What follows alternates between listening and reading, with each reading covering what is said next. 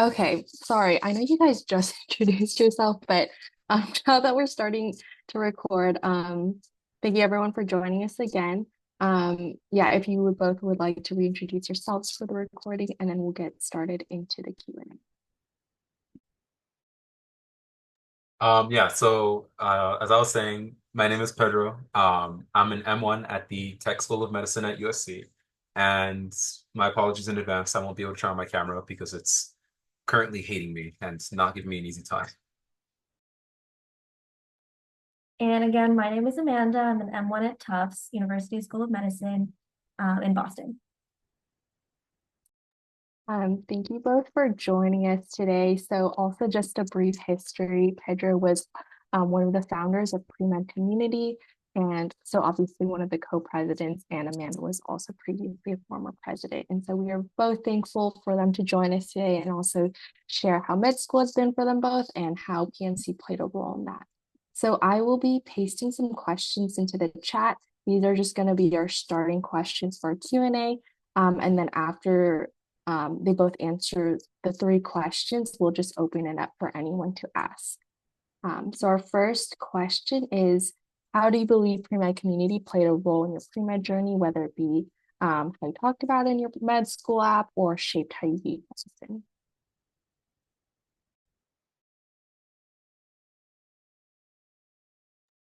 I can start with this one. I will say PMC, I think, touched so many things for me because, of course, it was in my application.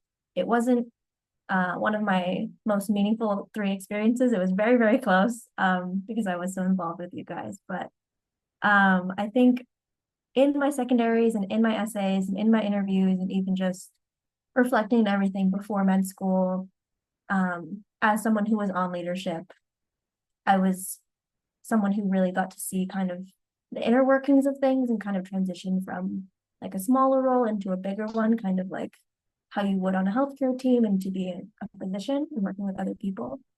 Um, so I think that was a good like talking point and just a good way to think about things going forward.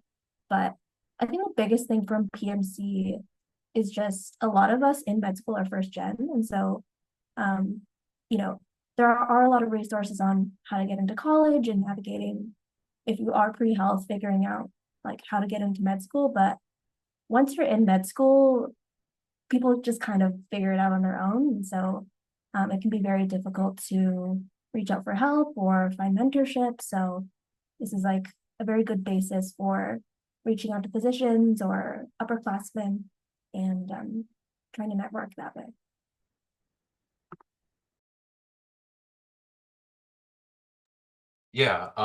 For me, I feel like PMC was an extremely pivotal point in me getting into med school. If I'm being completely honest, when I was applying, I didn't feel like my application was all that strong. And I know a lot of medical students tend to feel this way, but I personally felt like it wasn't that strong. Not in an imposter syndrome sense, but just because everyone else I talked to had like, publications with like freaking NASA or something. And I felt like I couldn't compete. But I also, once I got into the interview phase and, having written the essays and everything, learned that PMC was actually a very big part of what people liked about my application. Having started a club that was dedicated solely to getting pre-meds the resources they need, especially, if anyone was like disadvantaged or trying to create some more equity in things or making sure that people had mentorship, working directly with physician speakers, medical student speakers, and all that other stuff. I feel like essentially helped me put my money where my mouth was because my personal application was very dedicated to helping, my community, to helping people who needed more help or who didn't have access to the resources that they needed to thrive in some aspect or another. And so I feel like this was me essentially proving that, saying, here's how much I care about this. I started this club 2 years ago. I managed it for 2 years. I set it up so that I could keep going after I was gone. And so what I'm saying isn't, I'm just not, I'm not speaking out of, I'm not pulling what I'm saying out of thin air. Like there's proof to this. There's like substance to this. Thank you both for those answers. Our next question is, what's your perspective on growth years? And what do you think people should do during that time?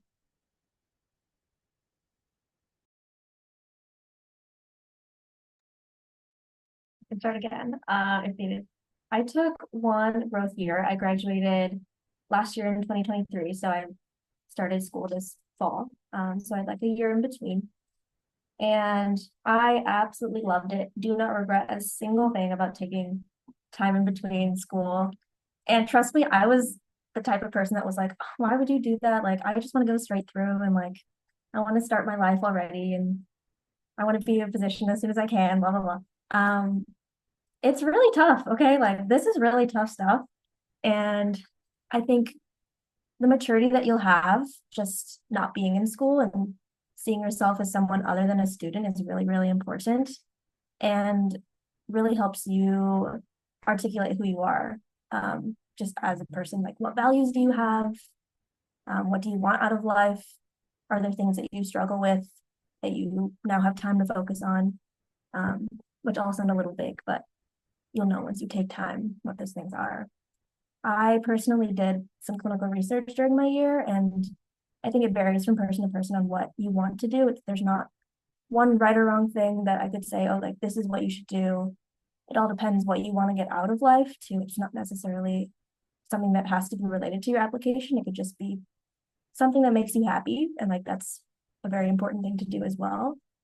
Um, so yeah, we can talk more and more about like why I would recommend it, but very, very strong advocate.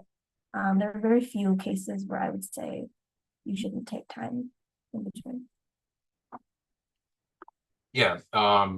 Sorry that I didn't start on that one. I was trying to figure out my camera thing.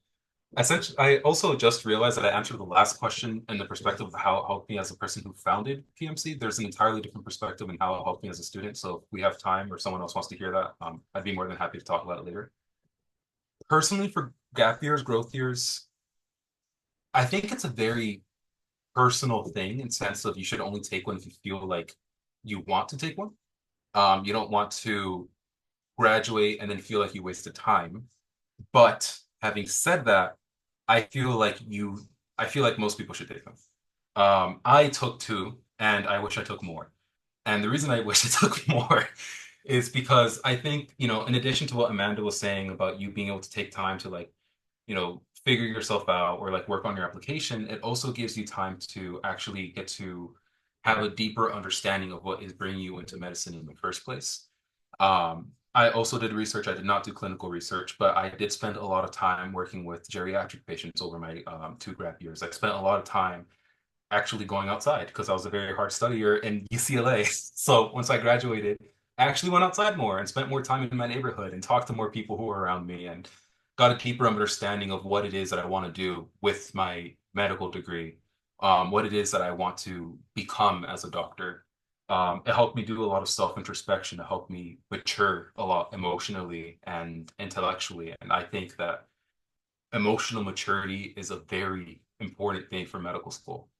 Like to the extent where if you are not emotionally mature and you come in, you will probably you can be the smartest person on earth. If you do not have emotional maturity, you have a very hard time.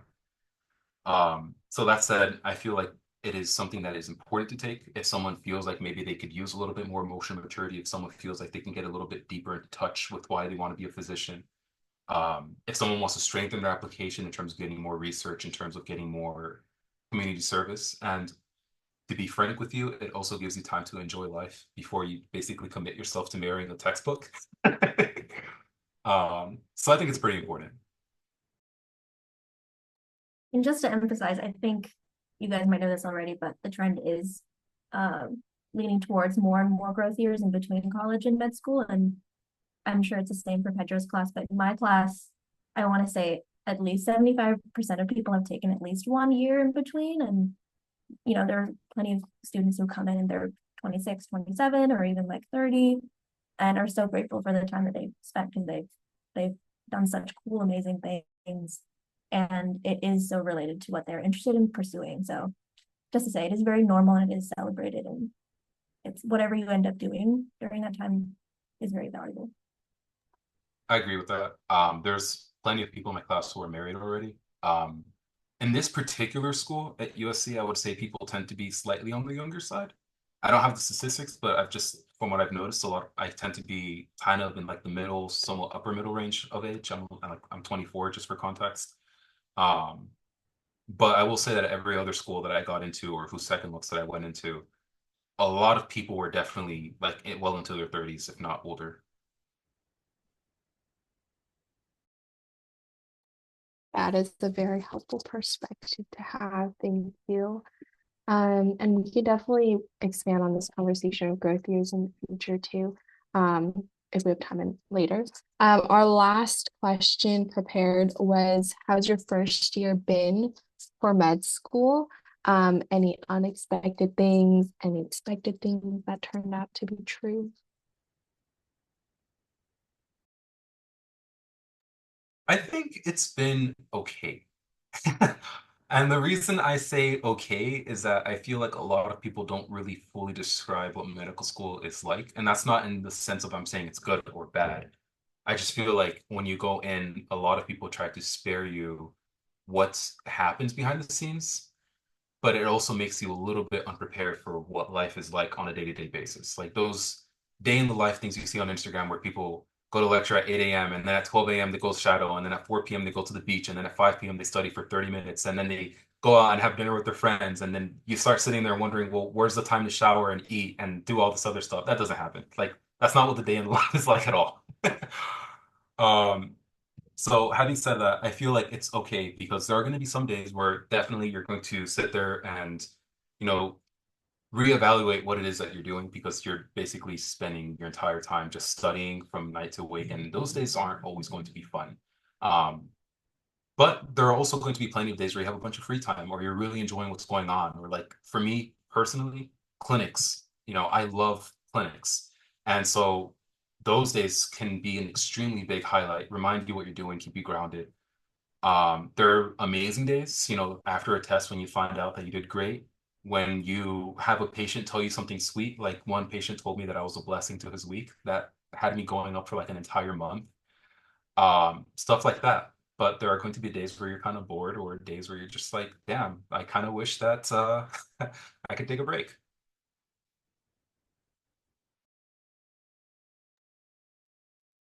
Yeah, I think watching those Medfluencer like little shorts or whatever, they make me so angry because I would like rely on those to be like, oh, okay, like this is kind of what I have to do going into med school. And it's every day is so different than the day before, depending on like literally just how many little pockets of time you have and like how you want to spend it.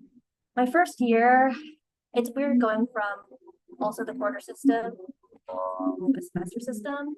I feel like the semester has been so much longer than I've ever been used to, and so that's like a thing on its own. But I everything moves so fast, but also just on the day to day, you're kind of just trying to absorb. And so I think what I wasn't expecting with med school is just how much of my life it would take over, and that might be a little naive considering it's medical school. It's kind of like fire hose. But I've always been good about having, oh, like this is my study time, this is my social time, this is my dinner meal prep time, this is my sleep time. But now all of those times are just kind of merged together and it's not very well organized. Um, and what I will say is it is very much worth it. And the more experience you get in whatever medical setting that you like the better. Because once you're here, you are here. Um, you are kind of locked in and it's wonderful. Just make sure it's for you. Make sure that you love it and really, really are doing it for reasons beyond external things. It's so hard. I will say that for sure. It's so cliche for people to say, make sure you don't go into medicine for money. But and you hear and you're like, well, I mean, yeah, like obviously. If you go into this for money and you don't actually enjoy what you're doing, you're gonna really hate your life. So truly make sure this is something that you're like, you want to do it and you would do it even if you didn't get paid super well. Good point. Did anyone want to follow up on anything they previously said or ask a different question?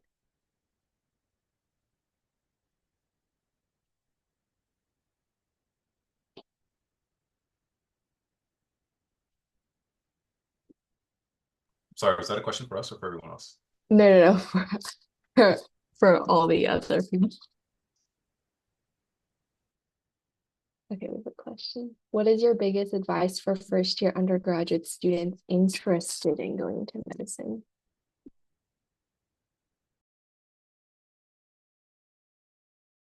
For a first year undergrad, honestly, I would probably say consider maybe a handful of clubs that you're interested in and kind of keep it at that. And the reason I say that is because there's so much time to actually get ready for medicine, and you will be stressing yourself out very prematurely if you start thinking right now about what, X, Y, and Z you need to have on your application. There will always be time to get research. Not everyone in medical school has research. Of course, if you're aiming for a top tier school, then you definitely need to think about what type of research you're going to be doing. But even then, like, don't obsess over making your application bulletproof right now. Just focus on your grades. You fall behind right now, it won't matter what clubs you have, what research you have. Your application will not look great if you are obviously prioritizing things over your grades. Yeah, I agree with that. I think one of my counselors, it was like my phi-sci counselor, she was like, your first year, don't get too excited, just like chill out a little bit. I know you pre-meds are very eager to get involved, but just don't do too much this year. Just see how you like it, get used to the pace of school. And then, over the summer and like second year, things that you want to do will like fall into place and you'll continue them. Like whatever you want to do, you will like doing it, you'll continue. And I think that was good advice for me because I so badly wanted to be like, okay, like I'm gonna join this club and like do this research related to that club and like really like boom, boom, boom, like to fill up my time. But it's okay.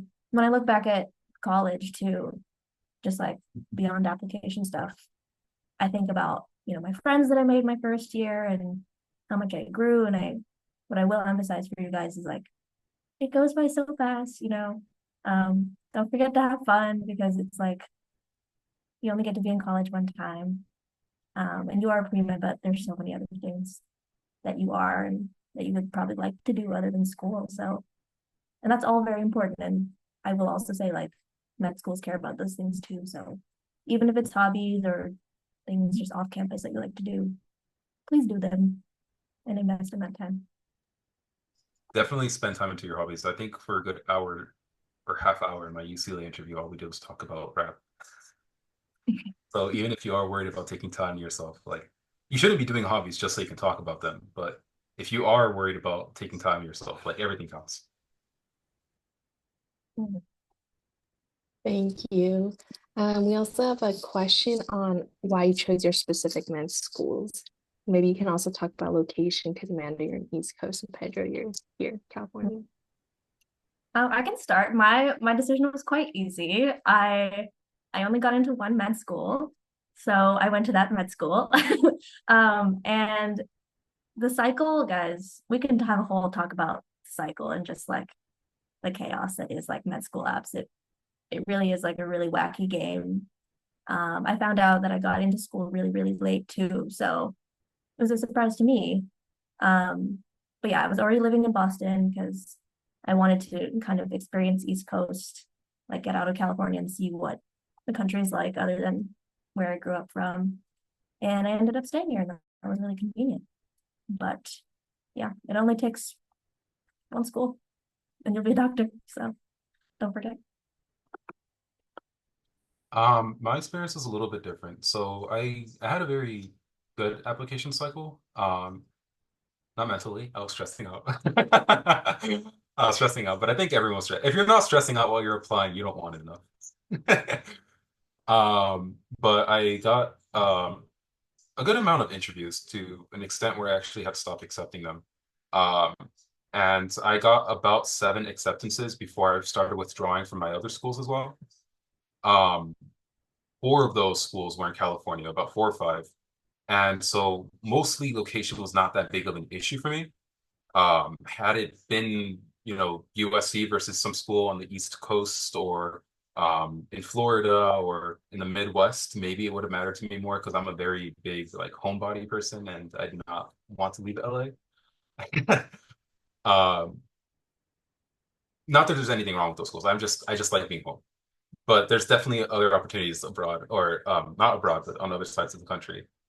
For me, what ended up factoring into it is that I felt like USC was extremely authentic to the goal that I had. USC, like I mentioned, my thing was coming back into my community. My thing is trying to help disadvantaged populations and make sure that they don't have to worry about whether or not their doctor's gonna um, be affordable or whether or not they're communicating the same way or there's some sort of cultural barrier. And USC is all about that through and through. Like it's the only school that I can think of that had classes about this type of stuff integrated throughout the entire 4 years. The only school that, you know, had gone out of its way to ensure that its students are regularly doing service within the community to reground themselves in what's going on. It had access to county hospital, which is exactly the type of patient population that I want to be working with back at home. So many things that just made it super tailored to what I wanted to do in life. Even a dermatology program here, from everything I've seen so far, isn't just cosmetics. Not that there's anything wrong with that, but it's very tailored to researching how dermatology care changes or differs rather with underrepresented or disadvantaged populations. Um, so that was my thing. Um, and on top of that, to be quite honest with you, the school definitely really likes to show you that they care about you and they definitely do a good job at showing students that they want them. And I think they did that not just with me, but with a lot of my other classmates. They're very like to the point with making sure that you know that they didn't just pick you because good stats or whatever. Like they genuinely want you because of who you are. You. Um, we also have a question on what has been your favorite memory from your time in med school so far.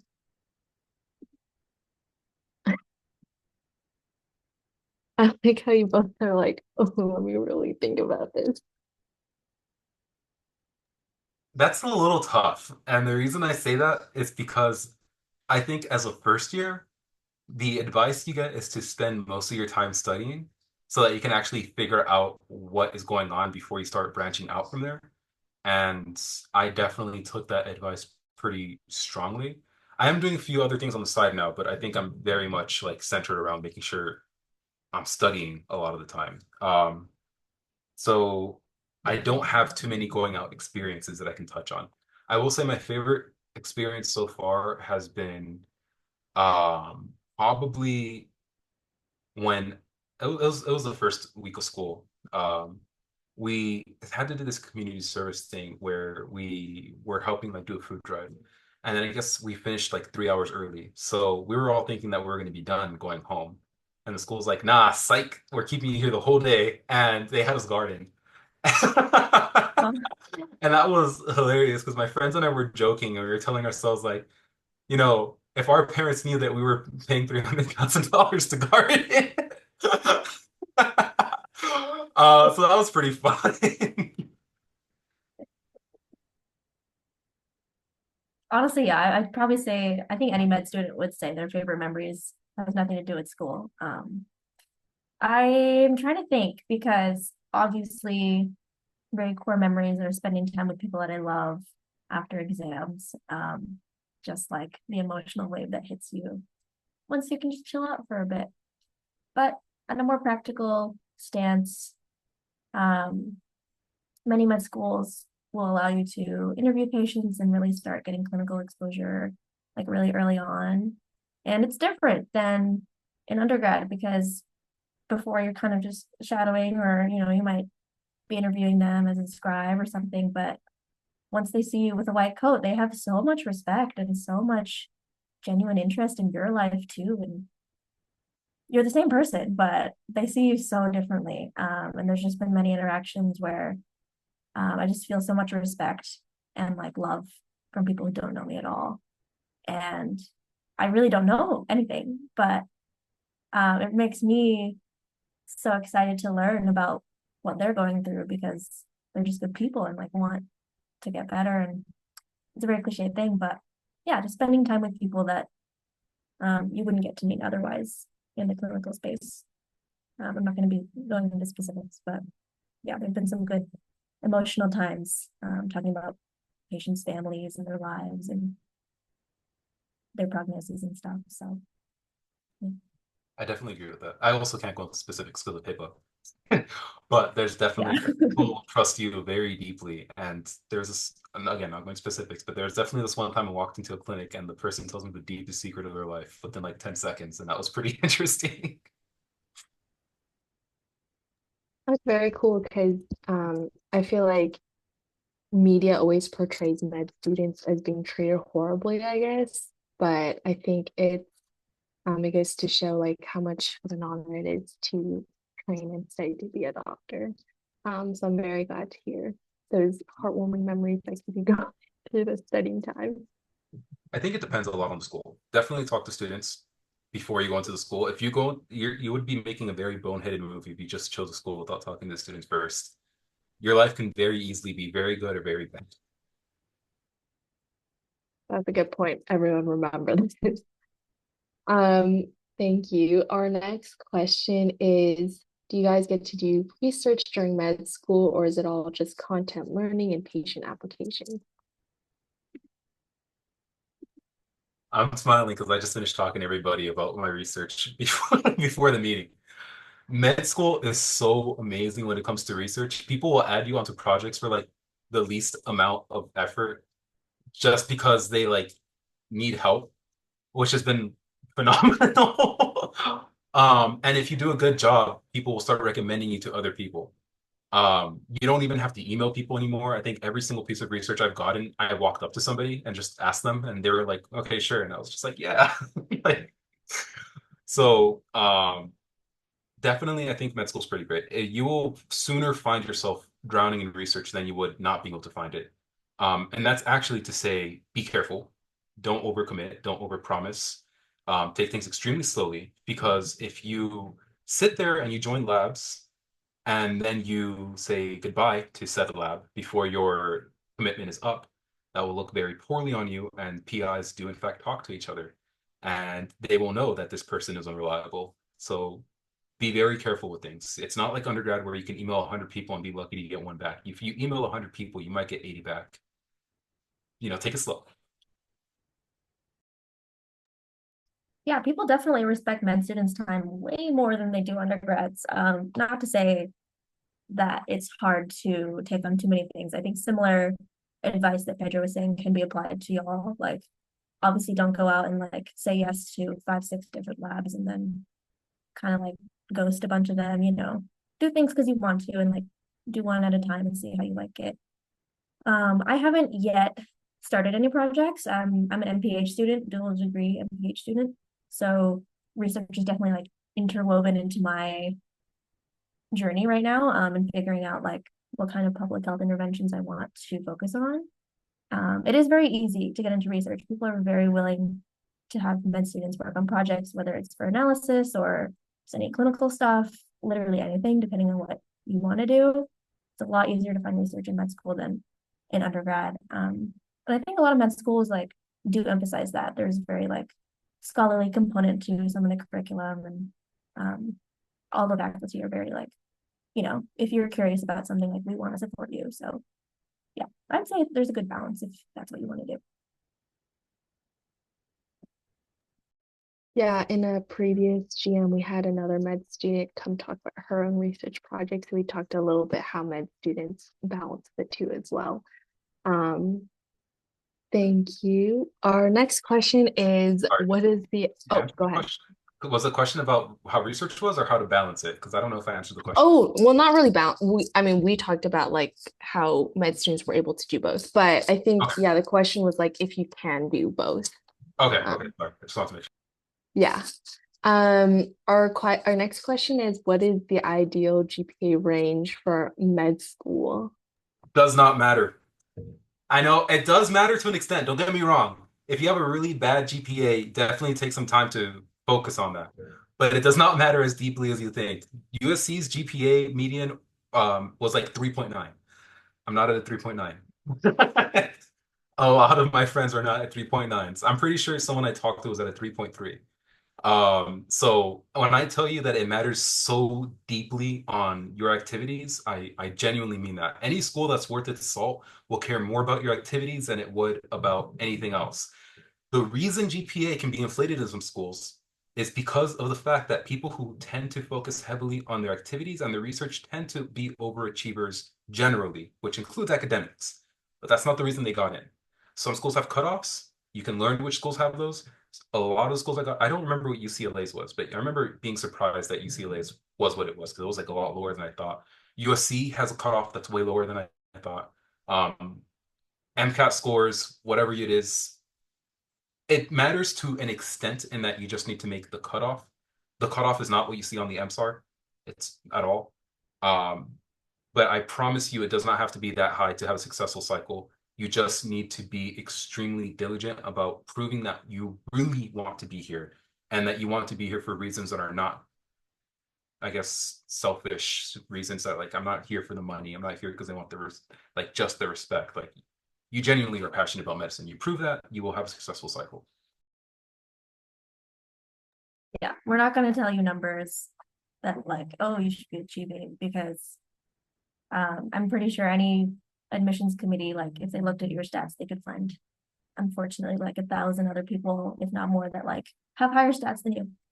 So they won't be picking you based on that. That's just like kind of like Pedro was saying, like a last check just to make sure you didn't like fail a class that you need for med school. But yeah, if you're worried about anything, there is always post-bac programs and like definitely places on your application, both in the primary, I think, and in the secondary to talk about any hardships you faced or any growths that you kind of were working through.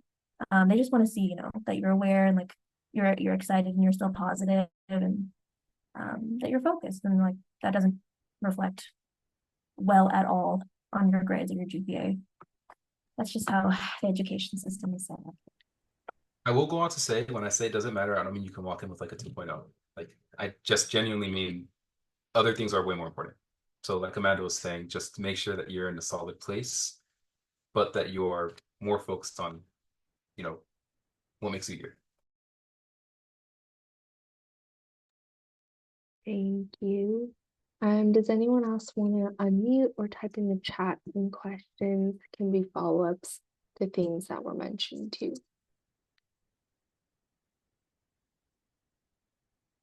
If you're shy, you can DM one of us too. It's okay. Oh, we have a question. What inspired you to pursue medicine? Was there a specific moment or experience that made you realize this was the right path? What inspired me was where I grew up. I do not come from a daddy's money background, to say the least. And so I definitely witnessed a lot of people in my community and in my family uh, suffer a lot because they couldn't afford, medicine or because they didn't trust their doctor. This is kind of what I was alluding to earlier, where they felt like there was a cultural disconnect or some sort of barrier that really shouldn't have been there. To a very large extent, there's also academic disparities that can become medical disparities. And so that's not something that I want to keep seeing. That's something that I felt like I should change, that I need to change. And having been someone from one of these communities, like I would have a better idea of how to do it. I would have a good understanding of how to go ahead and participate in that. So my thing for medicine is that I want to make a change in my community and hopefully have the opportunity to do it on an even larger scale than that, which is a very large reason about why I picked USC. USC is very, very, very strongly onto community health and actually, meshing with patients who tend to not be from the most privileged backgrounds. But yeah. Yeah, along similar lines to Pedro, I'm the first person in my family to go into any healthcare related thing. I think just my elders specifically, they don't live in the US and seeing the very different experiences regarding healthcare in terms of like they have no idea how to even check for things that maybe are very life threatening, or they don't really know who to talk to when something serious is going on. And that trickling down, I think, in terms of like mental health and trauma and other ways that frustration with medical systems and just frustrations in life kind of manifest, got me thinking about, more community health like things. I will say I was always interested in science. I was definitely not always interested in being a doctor. I kind of really, really fought with that idea because I didn't want to just be like, oh, like this is kind of what's expected of me. So I really, really had to sit down and think, do I want to be like a physical therapist or a PA or a nurse or someone else that can do equally, if not more, service-oriented things, but just doing it a different way. What I realized is that I wanted to be able to have as much information as possible, to be able to tell my family, like if they had questions, what my advice would be, and have literally as much education as possible, which depends on, your program that you're going into. But yeah, I think at the end of the day, it was like, I love science, I love talking to people, but beyond that, what would give my family reassurance and what would give me reassurance going forward. Um, yeah, it wasn't like a specific moment. I think it was like over the years, I was like, this is what I'm left with. It feels right. I'll do it.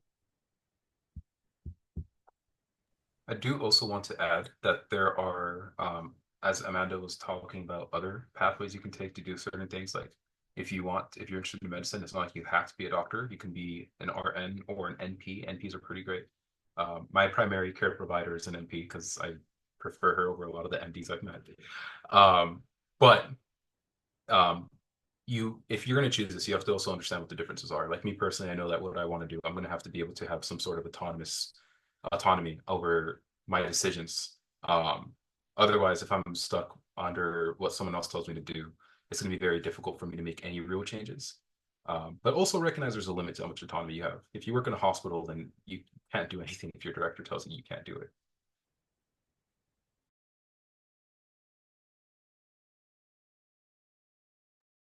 Thank you. I also wanted to ask because there's like obviously, you want to help people and a lot of focus, especially on underprivileged populations. But I think as someone who's been in public health classes and recognize more and more how the medical system in the US can sometimes be set up to really like not help the patient. It's obviously like you're getting paid to treat patients. So it's like in a way, the system is set up to not ensure patients are like completely better and like always healthy. Like, how do you navigate that as med students and future doctors? I would slightly disagree with the notion that the system isn't meant to get people healthy because of the system, even if we take it from a money perspective, if people weren't getting healthy, then they wouldn't keep going to doctors. Um, I think the way it's set up is that it is set up to not help the patient. It is set up in a way where it doesn't always help the patient the most. But I wouldn't say it's set up to make sure it doesn't help the patients as much as it can. Um, and mostly, I wouldn't even say that's because of anything on the medical side. Doctors aren't going into things to leave the patient half treated so that they can come back and get paid more. It's usually like an insurance thing. That said, on terms of how to navigate that, I'm gonna be honest with you. I've had plenty of talks with physicians about this, and everyone's response has been the same, which is if you figure it out, let me know. Everyone's kind of trying to figure that out. That's been the $1 million question for decades before us, and hopefully not, but maybe even decades after us. Very hopeful tone there. As I said, I'm an MPH student, and I think Tufts is very public health focused and kind of stepping outside of like private healthcare and thinking more community as well. And despite that, I think there is a lot of resistance once people transition from a very wide-eyed med student into a practicing physician who has loans to pay off and has families, and it is a big balance between making sure that you're all right and not contributing to a system that further promotes inequity. I don't know that there is a balance right now. I think advocacy is the biggest thing you can do, even in undergrad, is to start thinking about what policies you want to see change in your community and thinking about beyond like the traditional hospital or private healthcare system, what are other ways that people get healthcare, and kind of interact with health and learn about their bodies and seeing if you are interested in those things. because public health is going to be so much more than like I go see my doctor and I get told some things and maybe I come back with some prescriptions. Like that's medicine, but public health is so much more about their environment and other influences that people have in their lives that affect them. So trying to balance that, I think, comes down to really just educating yourself on different issues that you think you might want to get involved in and like really working towards that. Like if you're passionate about, let's say, like cardiovascular health inequities, like figure out specifically, are there different initiatives that you want to join, or like are there specific like organizations that you think you would want to be a part of, and just start somewhere. Like doing nothing necessarily isn't the bad thing because that is like the norm and you're not really taking like a stance per se, but like if you are someone who like is really passionate, starting anything and just trying to get involved is like the best thing you can do. Just like raising awareness and being an advocate. Amanda's answer, I'm sorry. Amanda's answer made me realize that I misunderstood the question. I was focusing way too much on the money aspect of things because I thought that's what you were kind of asking about. I don't Money know. aspect, I still stand. What happened? Oh, I was like, I don't really know where the question was. I just kind of rambled, honestly. So the question was, I think you both covered it, but Pedro, if you wanted to expand too. Yes, on the money aspect, I will still stick to what I said because as I was saying, that's an insurance thing. And insurance companies are not going to change. They're definitely all about money. That has nothing to do with doctors, unfortunately. And there's a lot of ways you can try to get involved in that by, getting an MPH or maybe a PhD in something that, and administrative or something else that might help you be able to figure out how to do this, or maybe even an MBA. In terms of other aspects of public health, there's a lot you can do. It's the money aspect is a little bit tricky because that's not in your hands. That's in insurance companies and medical directors and all that other stuff. Other aspects of public health, yeah, there's a lot you can do. I mean, the whole thing reason I want to go into medicine is a public health thing, which is I want to change the notion and the way that medicine is utilized in my community, the way that it's trusted.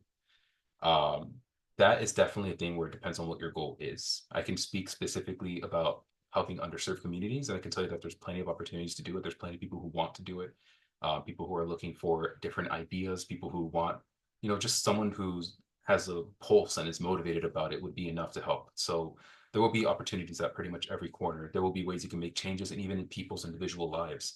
And I think that's something that kind of gets lost in translation sometimes. What you're doing isn't, the big changes you make aren't always something that have to be community level. You change something in one individual person's life, well, now that person trusts doctors more, and any kids they have will probably trust doctors more, and whoever their friends are and their family will trust doctors more. So, even the small efforts, research that you do, so on and so forth will help. Thank you. I appreciate that. Um, I also wanted to ask, for us, all of us are part of pre-med community. Yeah, if you wanted to touch on like what we can do as members of pre-med community to hone in on our interests in medicine and also prepare ourselves. You said not only like academically, but also like emotional maturity as well. Um, yeah, like I guess thinking from your own experiences in PMC and how that can apply to us now. Are you asking specifically about how to just mature overall or how to utilize PMC to do so? Utilize PMC to do so. But you can also do overall if you like to add that. I think that's a little bit of a two-parter for me. PMC definitely played a role in helping me have a better understanding of what it is that I want to do and be more secure in the fact that this is what I want to do. Because it opened up a lot of connections for me and it allowed me to spend a lot of time kind of doing behind the scenes things and seeing how things are done in larger organizations. Um, but I will say that most of my personal growth happened outside of the club. And that's not to say that's, PMC is good or bad or whatever. I mean, I created the club. I'm not going to talk poorly about the club. But that's just my personal journey. And that's why I say I would say it depends. Emotional maturity depends on where you feel like you lack it. If it's a situation where you feel like you need to have a better understanding of how to cope with overwhelming emotions, then that will have absolutely nothing to do with PMC. that's going to be a matter of sitting down, having talks with yourself, and getting to understand who you are better. If it's a matter of perspective, then that also has nothing to do with PMC. If it's a matter of coping with things, if it's a matter of motivation, it depends. I think PMC will serve as a networking thing in the sense that you might be able to meet people along the way who can help you with this, or you might get exposed to certain opportunities that can open up that journey for you. But personal growth is something that comes from within pretty much entirely. Um, you can have all the opportunities handed to you in the world, and if you're not ready to receive it, it won't matter. So that's definitely a personalized path.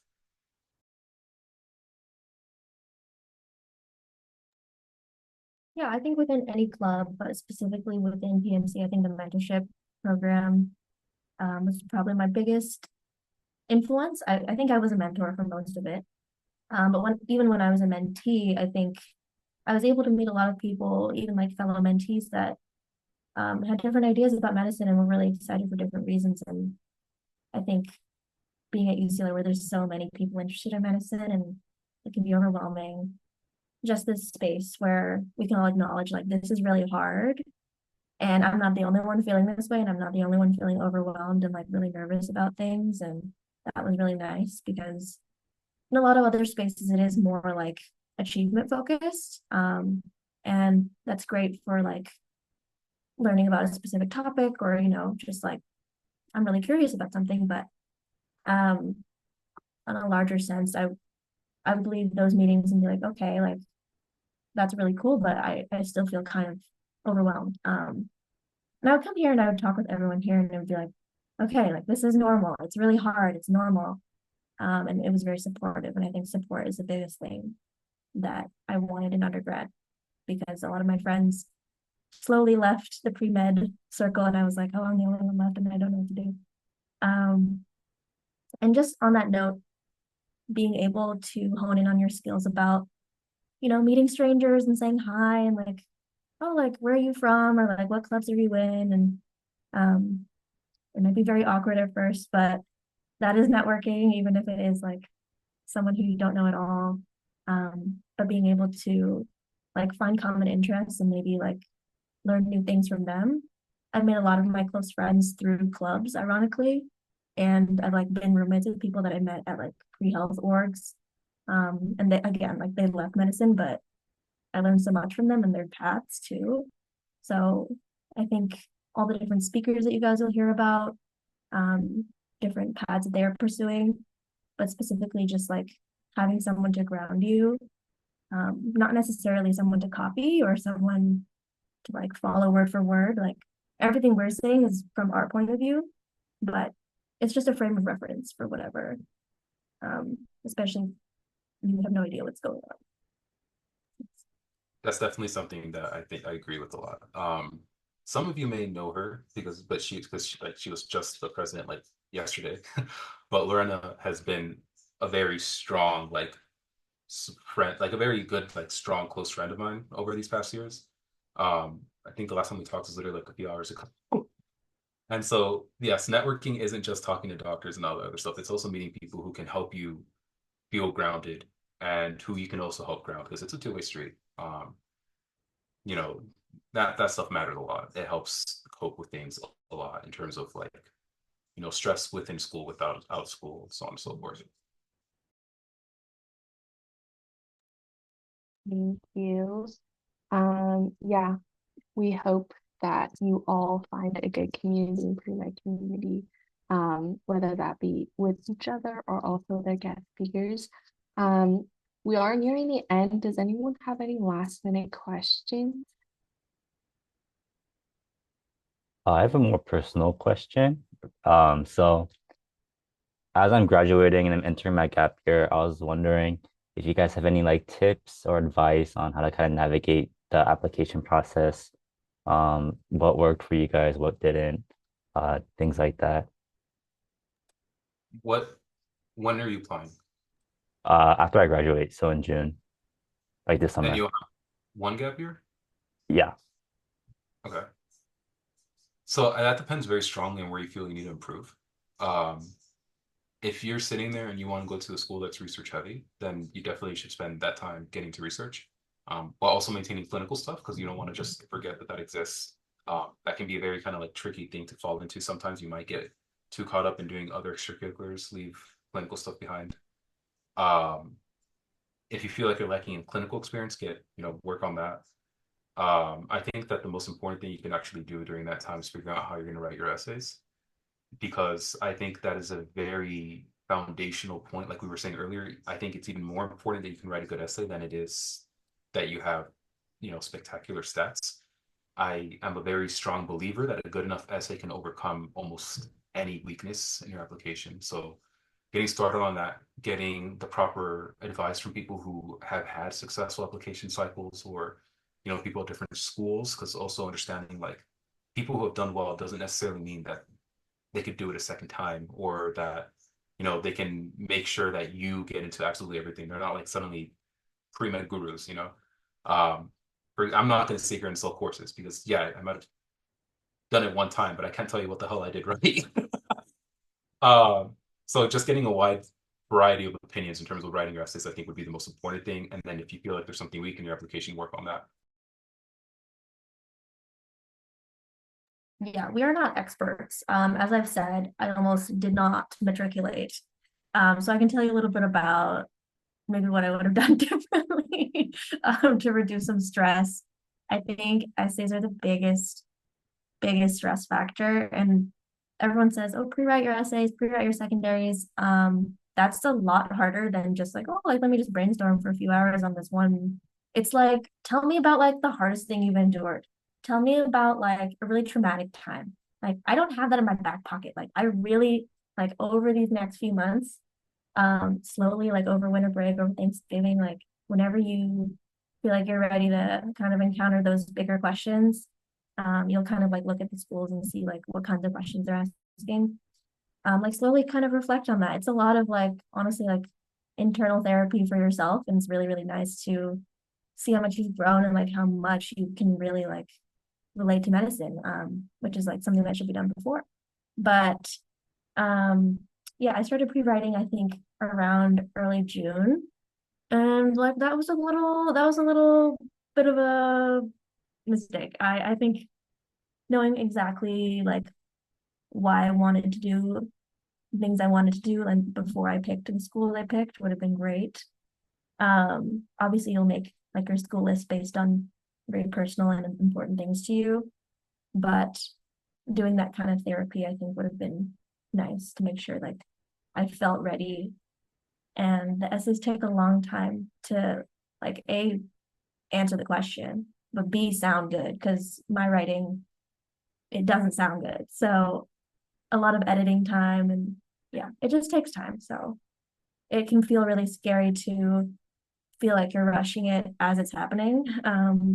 And especially if you wanted to do other things like, I don't know, work or do research or travel or literally anything, the application will take a lot of time on its own already. So any work that you can do to just mentally get ready and kind of brainstorm, since you're already graduating, like grades, I assume are okay. You're feeling okay. So yeah, the essays will be the most important. Sorry, there's like a One. slight delay. I'm sorry about cutting you off. I will say pre-writing is a little bit important. I didn't pre-write and I hated it. Pumping out, 5, 6, 7 essays a day is not a place you want to be. But I will say definitely, I can't say anything because I'm not, and Amanda's the one that went through that. If Amanda's saying that don't pre-write super early, I trust Amanda. I would probably go with that. I would say that also just don't skip on pre-writing because I didn't pre-write and I was having a little bit of a tough time because of it, trying to keep up with deadlines. Um, I would say that probably the best time to do it is after your MCAT, me personally, because that's when you're going to ask yourself the most, why the hell am I doing this?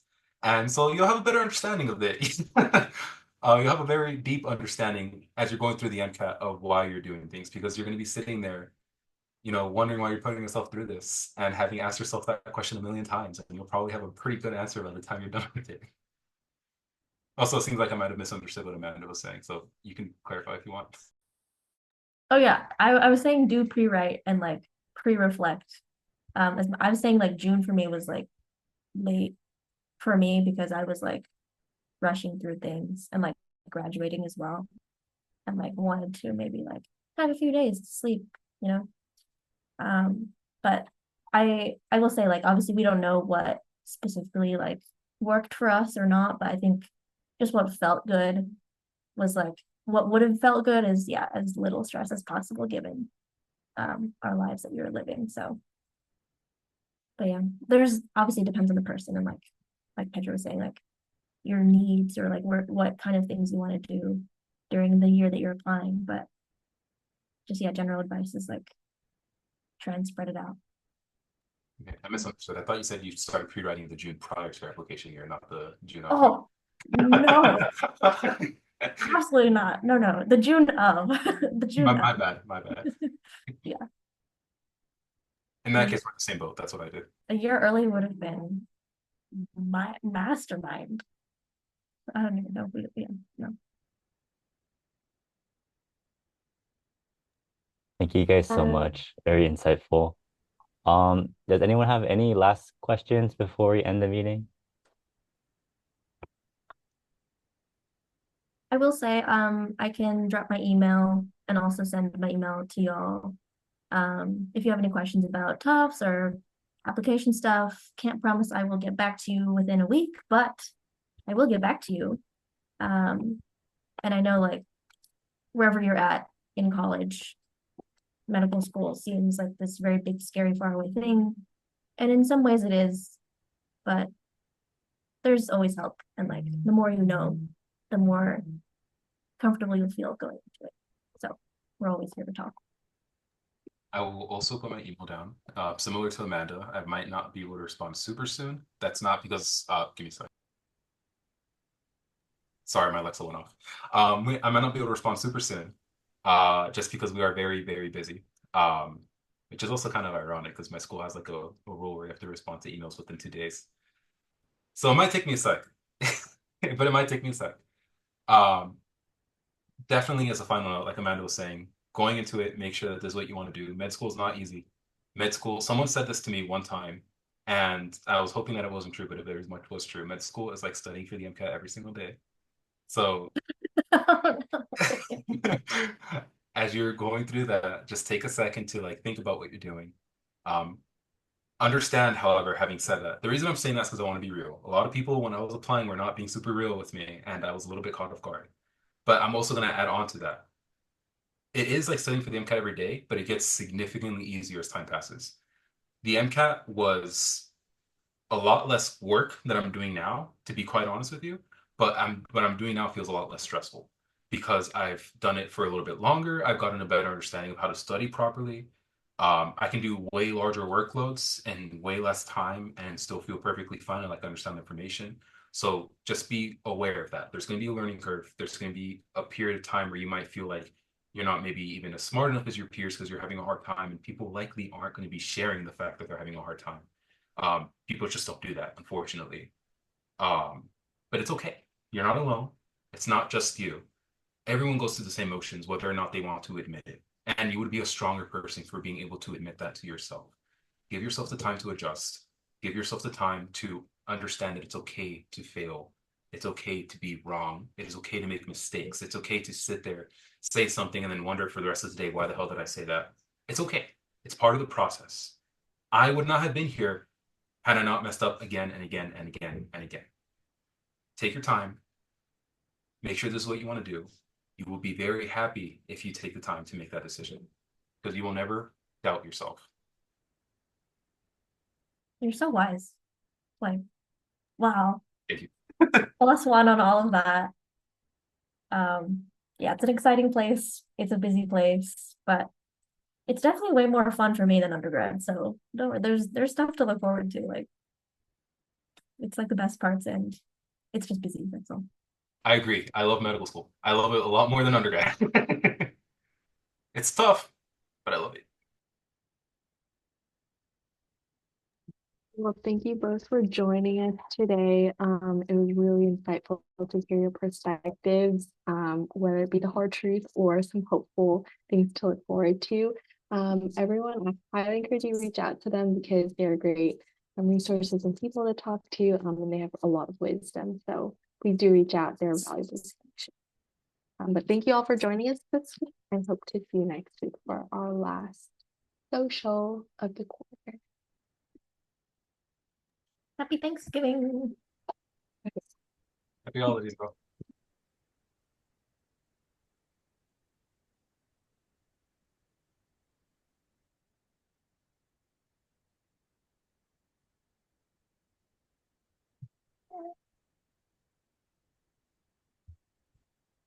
You want to stop the recording or?